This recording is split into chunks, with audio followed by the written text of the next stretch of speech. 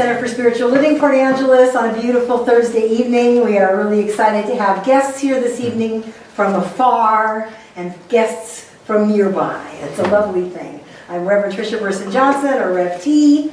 We have an opening song that's in the insert in your program. Actually, it's in the folded part of the program. I am opening up in Sweet Surrender. We're going to repeat it 4 times so you'll get the hang of it real quick.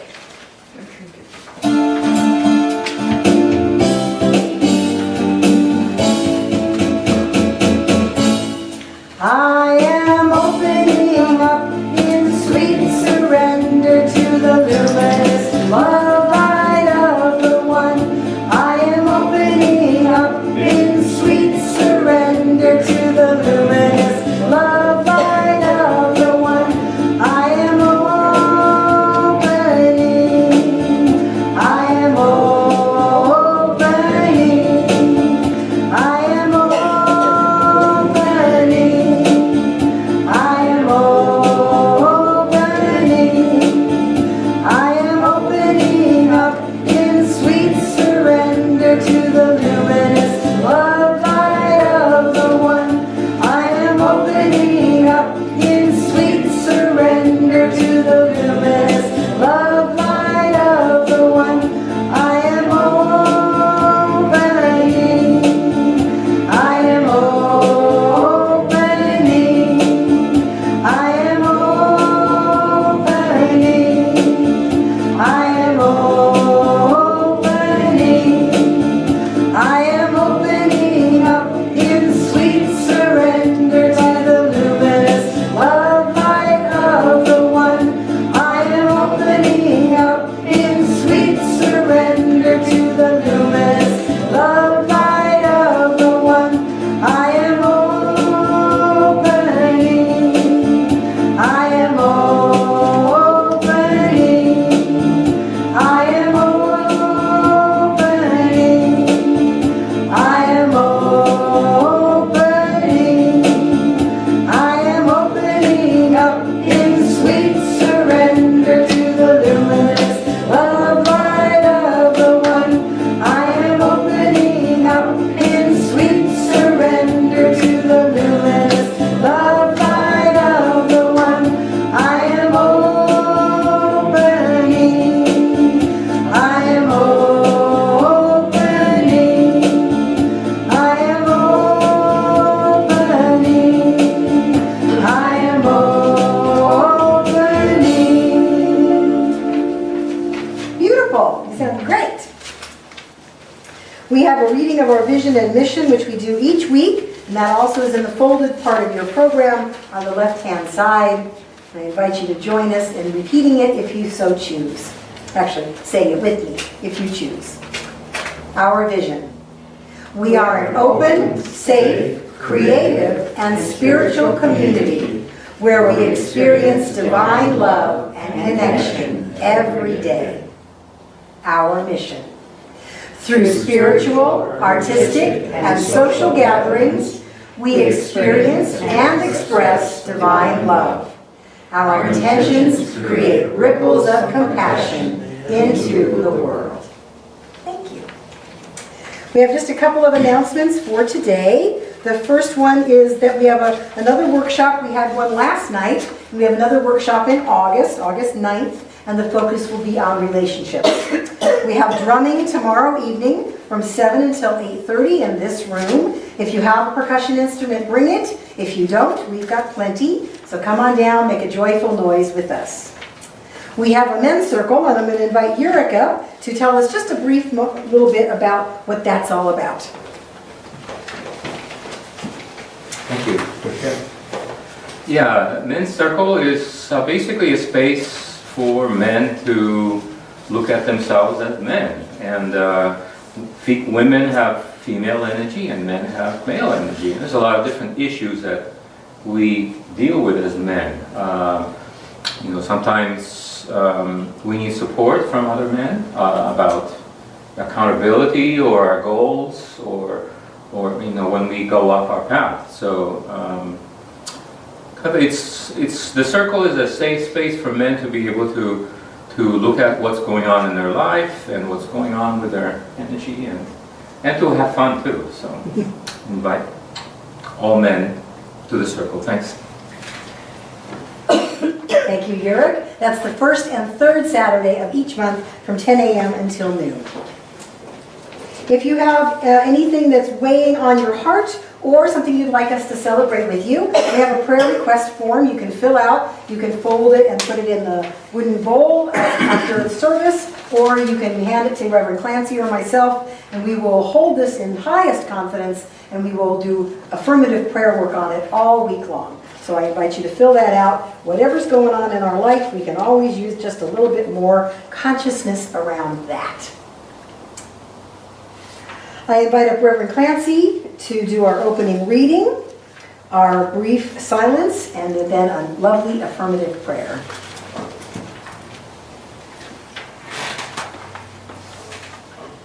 Ernest Holmes, founder of Science of Mind and Spirit, wrote, "Spiritual experience is deep, calm, and self-assertive. It is a result of actually realizing that presence which binds us all together in one complete whole. This experience comes in the stillness of the soul, when the outer voice is quiet, when the tempest of human strife is abated. It is a quickening of the inner being to an eternal reality." Let's just take that moment into contemplation.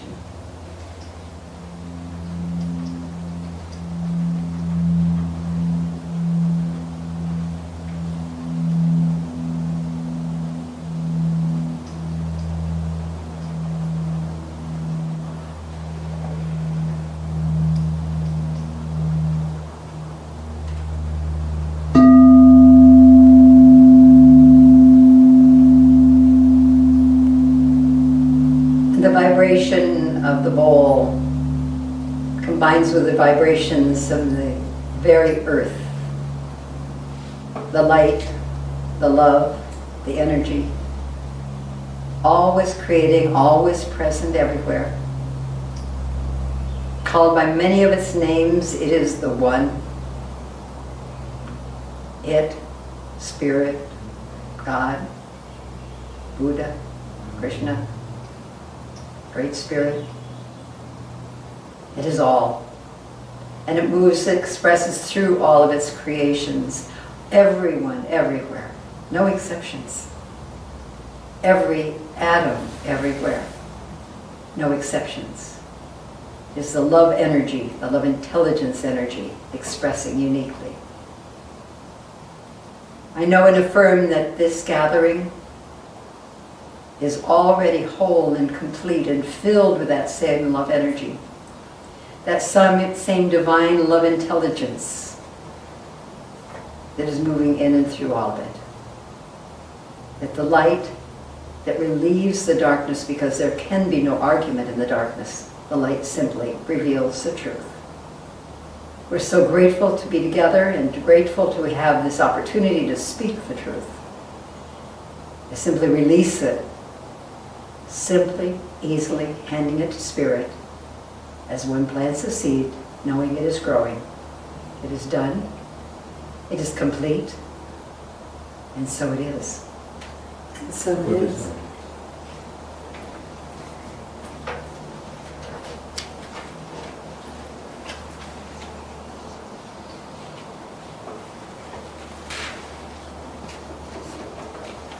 Thank you. That was beautiful.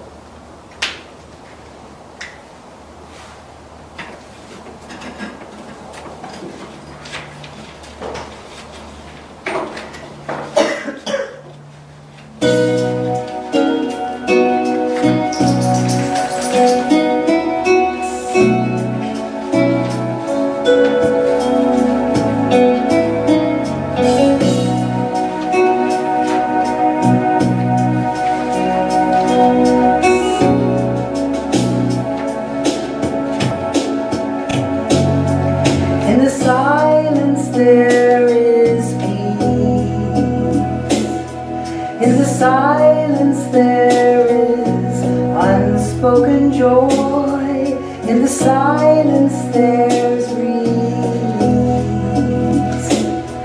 from a world full of chaos and noise. So I wait for these precious moments when I hear all that could never be said, and right here in this holy silence I find God, I find myself.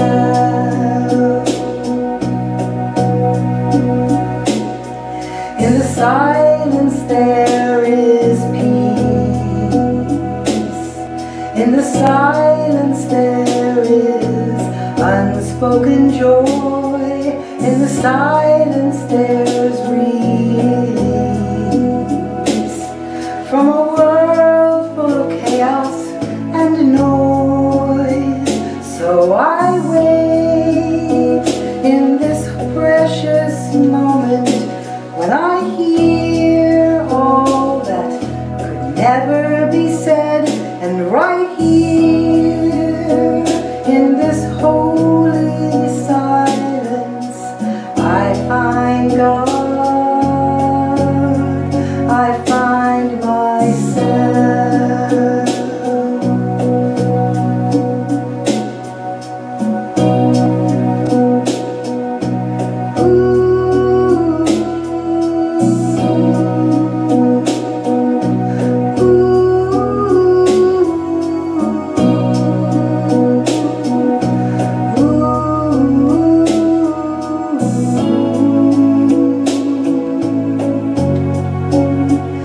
So I wait for these precious moments when I hear words that could never be said, and right here in this holy silence I find God,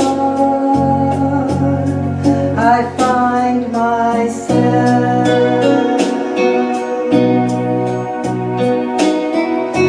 I find God.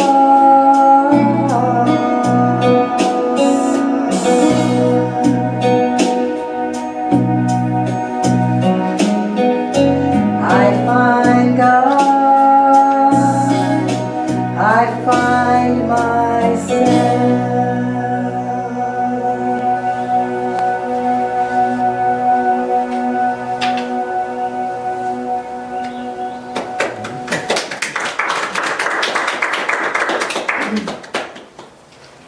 So take a breath.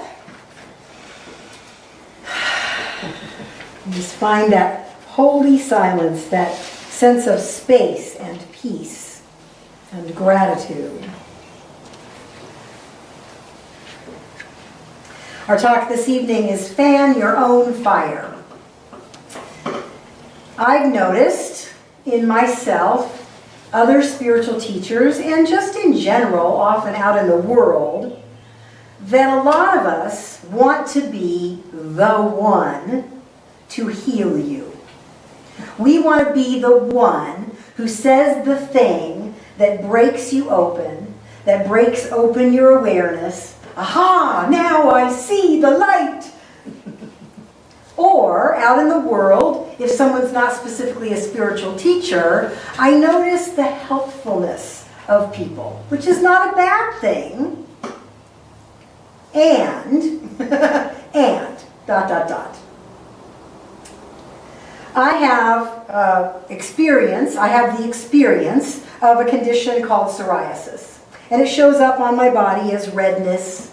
And what I notice as I go about in the world is often people will say, people who know me or complete strangers, what's going on with your hands? It shows up here a lot, but it's on other parts of my body. But they'll specifically say, what's going on with your hands? And I'll say, I have psoriasis. And almost to a person, they give me helpful advice. They tell me how I can fix it, how I can make it better, how their thing or their cure or their lotion or their whatever it is, have you tried this? Have you tried that? And they don't know that I've had this since I was 30, so that's 26 years now, and I've done lots of things to ease and relieve this particular experience in myself. I've done the diets, I've done the creams, I've done the consciousness work, I've done it all. And this just seems to be what's going on with my skin. And so right now in my life, I'm cool with that. And I notice there's something in me that gets triggered, not a lot, because I kind of am aware of it now, but that gets brought up like, yeah, thank you, but I didn't ask you. And I can say that because I've been that person. I was the person who would tell you what kind of bread to buy in the grocery store without being asked. I'd go up to strangers. Oh, you don't want to buy that bread. That's got no fiber in it. That's got no protein. Buy this one. It's going to be... And sometimes people would go, oh, wow, I didn't even know that. But I could see with a lot of people the same response that I have, thanks, but I didn't ask you. So as a spiritual teacher, I get to be aware of my tendency to want to fix, manage, handle, change, say what I think is best for another. And I'm getting very clear that's not my job.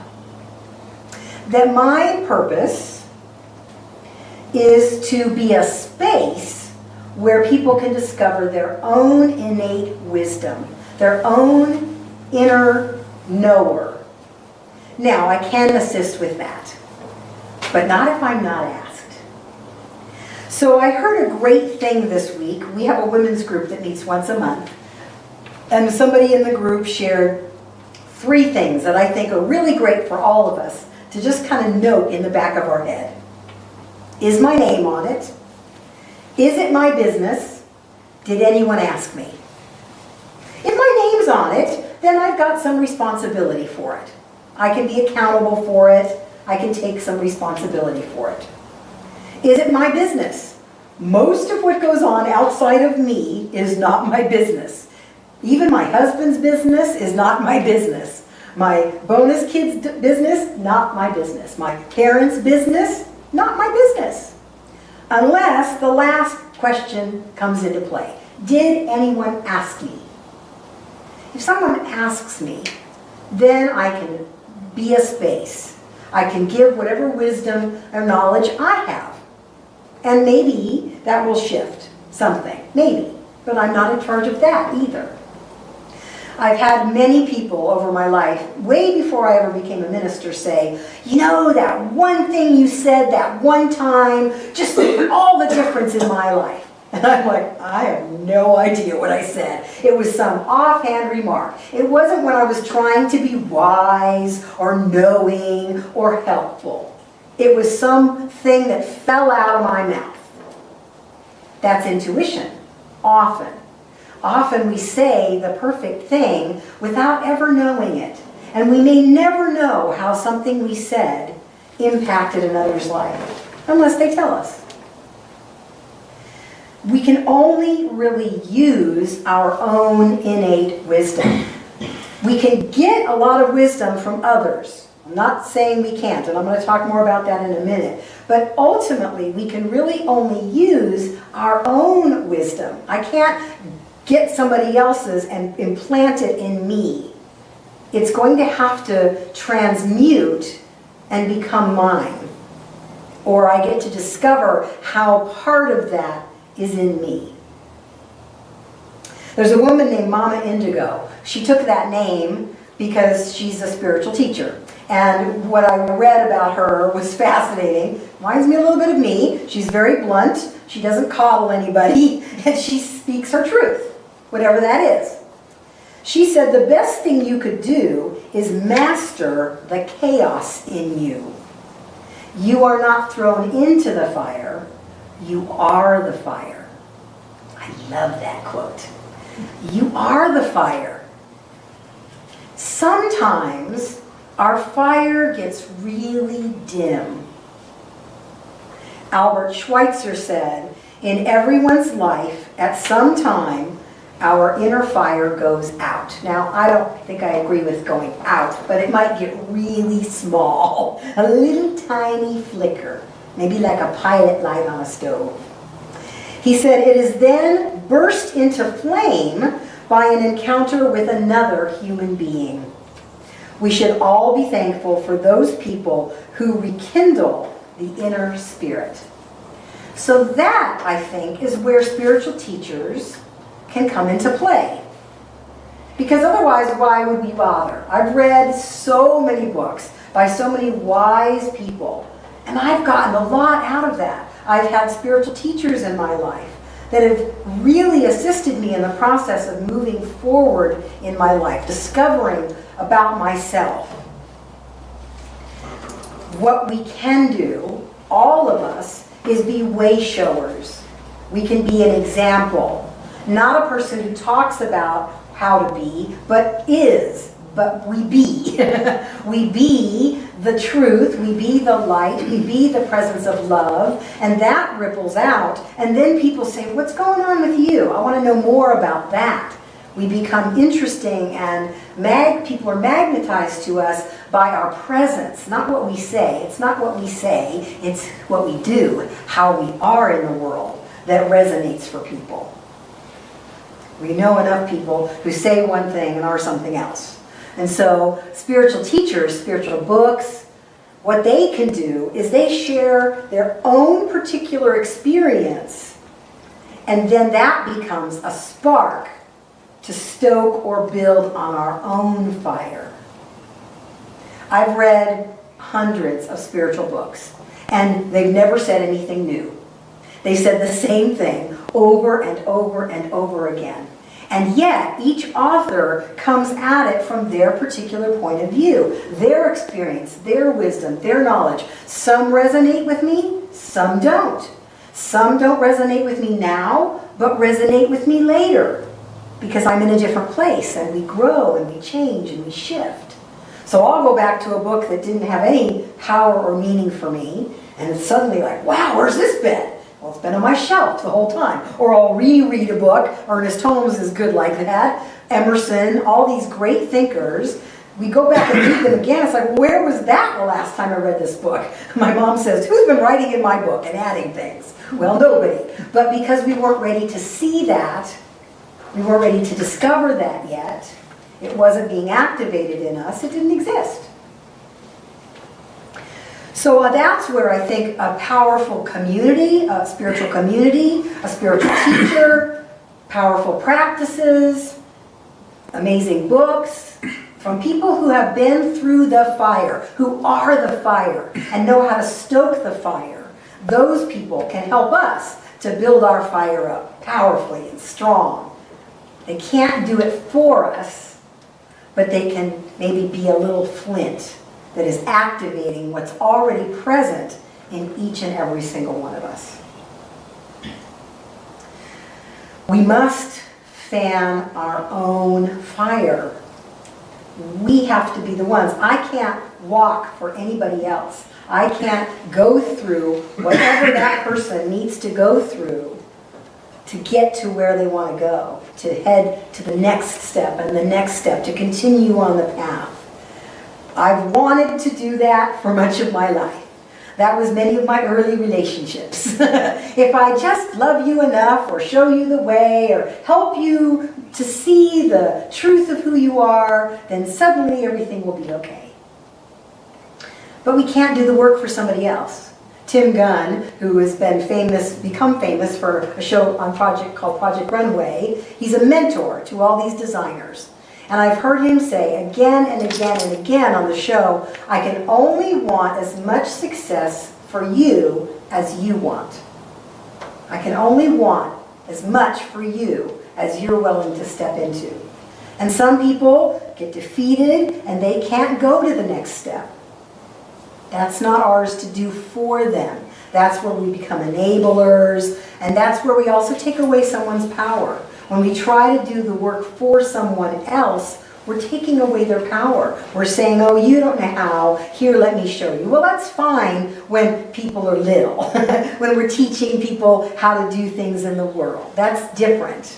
But even then, as parents, you got to figure out when to let go, when to let people fall down, make mistakes, flub it all up, and go, okay, woof, that was, like you fall on your face and you get up and you go, woof, that was interesting. Okay, I won't do that again, or maybe we will. Maybe we'll do it 3 more times and then go, well, maybe I'll go this way instead. But we can't do it for somebody else. We can't build that resilience. We can affirm that it's already there. We can know you have within you everything it takes to be your most awesome self. And we can see it easily in each other. I think sometimes it's challenging for us to see it in ourselves. So that's again where others can come into play.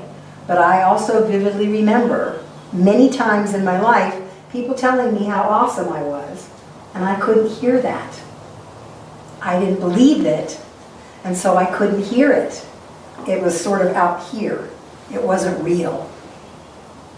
And then I began to do my own work with great spiritual guides along the way, starting to let go of the I'm not good enoughs and I'm not worthies and I'm wrong. And then I could begin to hear the voice of the beloved through others. You are an amazing being.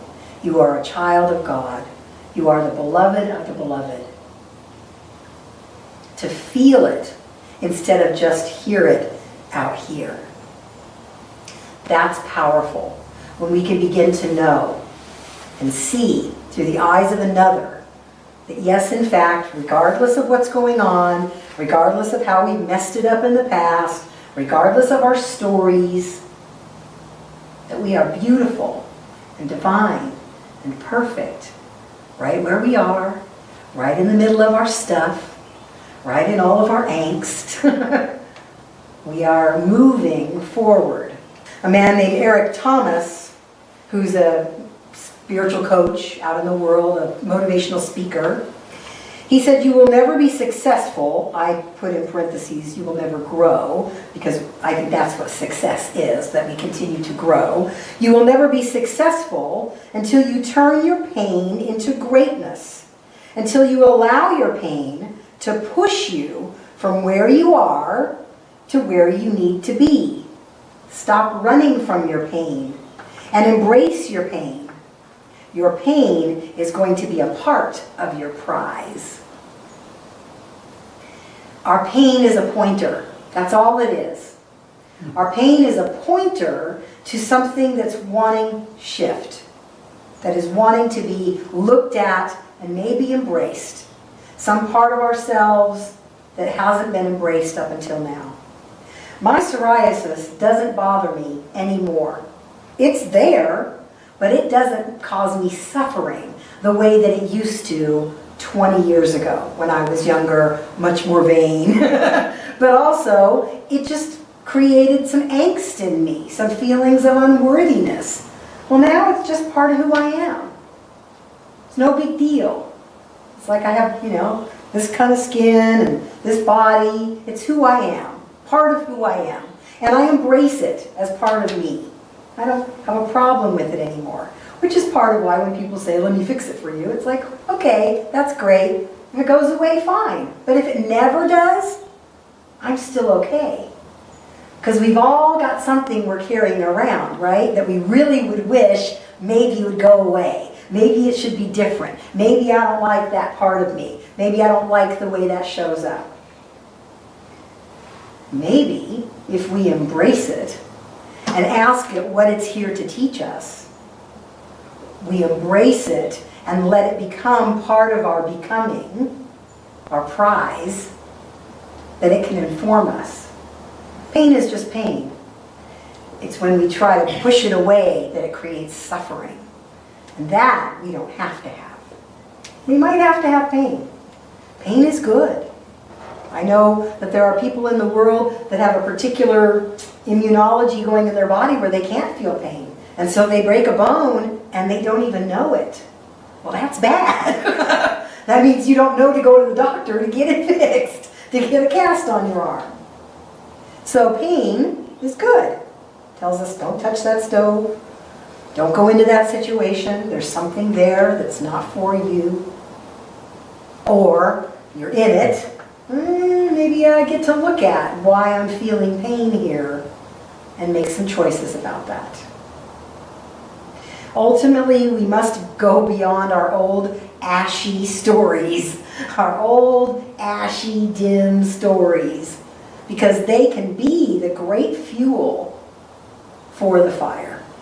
They can help build on who we really are, this incredible, incredible beingness.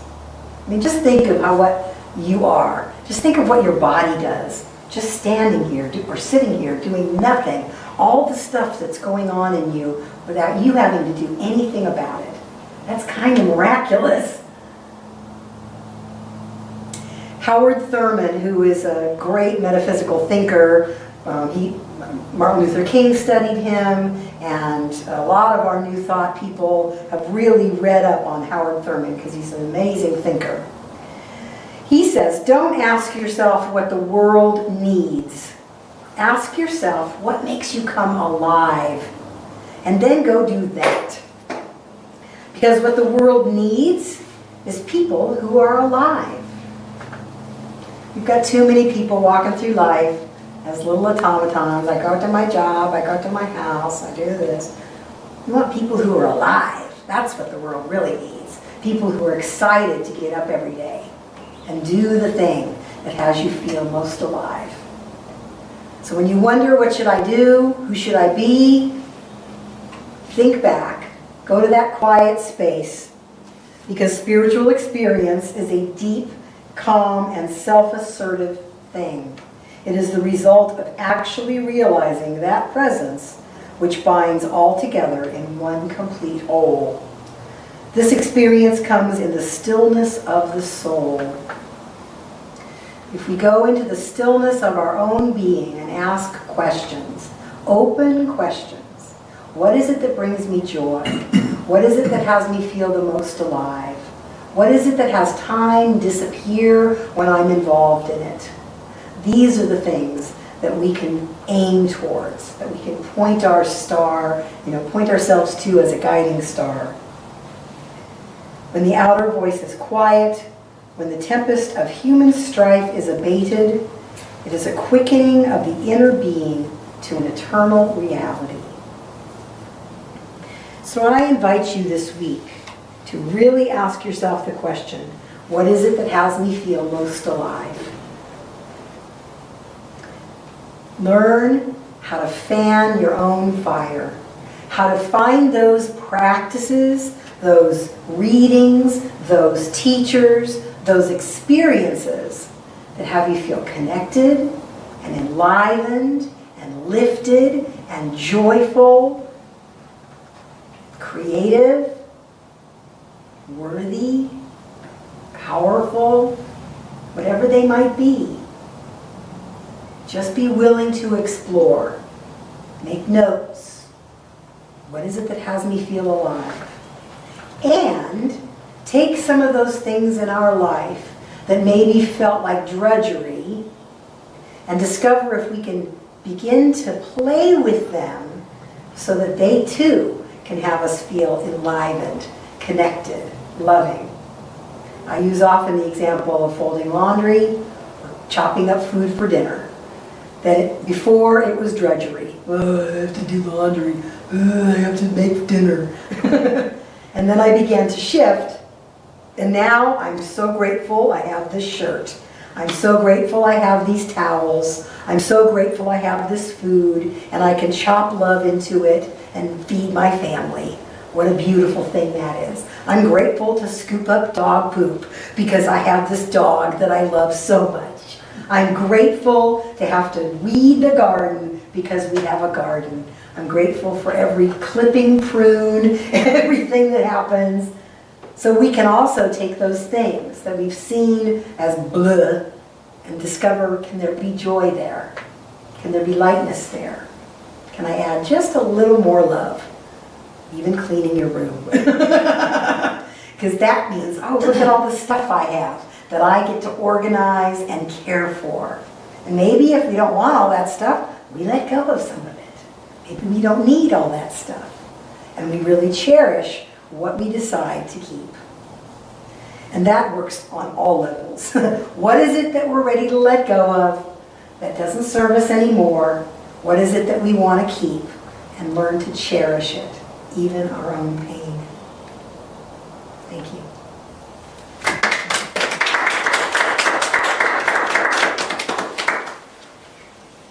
We have an affirmation in our insert. I invite you to say that with me.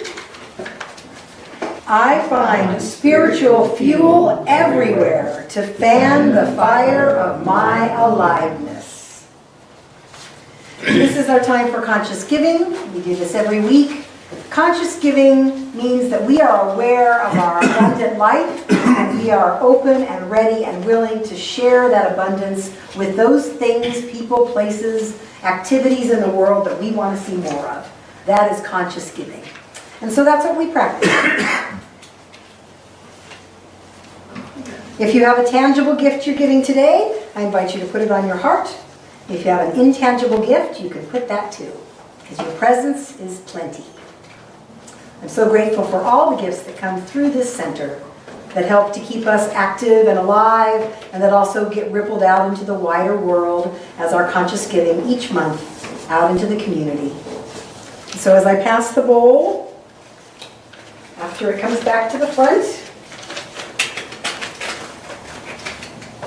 we will say our conscious giving affirmation together.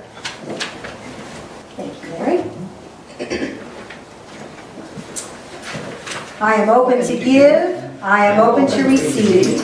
I am grateful to be in the flow of life through and as me.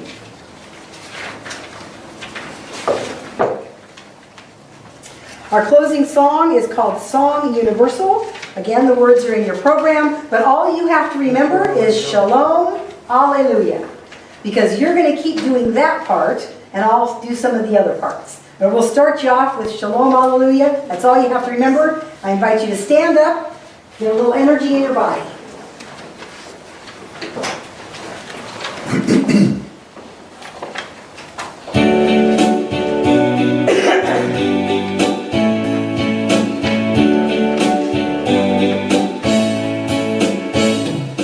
Shalom, Alleluia. Shalom, Alleluia. Shalom, Alleluia. Shalom, Alleluia. Keep going with that, yeah. Shalom, Alleluia, Allah. Hallelujah, Allah. Shalom, Alleluia, Allah. Hallelujah, Allah. Shalom, Alleluia. Shalom, Alleluia. I'm opening my heart to your love, my God, oh my Lord, oh my Lord. I'm opening my heart to your love, my God, oh my Lord, oh my Lord. Shalom, Alleluia. Shalom, Alleluia. Kingdom come, thy will be done, on earth as it is in heaven. Thy kingdom come, thy will be done, on earth as it is in heaven. Thy kingdom come, thy will be done, on earth as it is in heaven. Thy kingdom come, thy will be done, on earth as it is in heaven. Good job, very nice. We have tea and snacks and water in the back of the room. I invite you to stay for a few minutes, socialize, collect some hugs, And we hope to see you here next week. Thank you.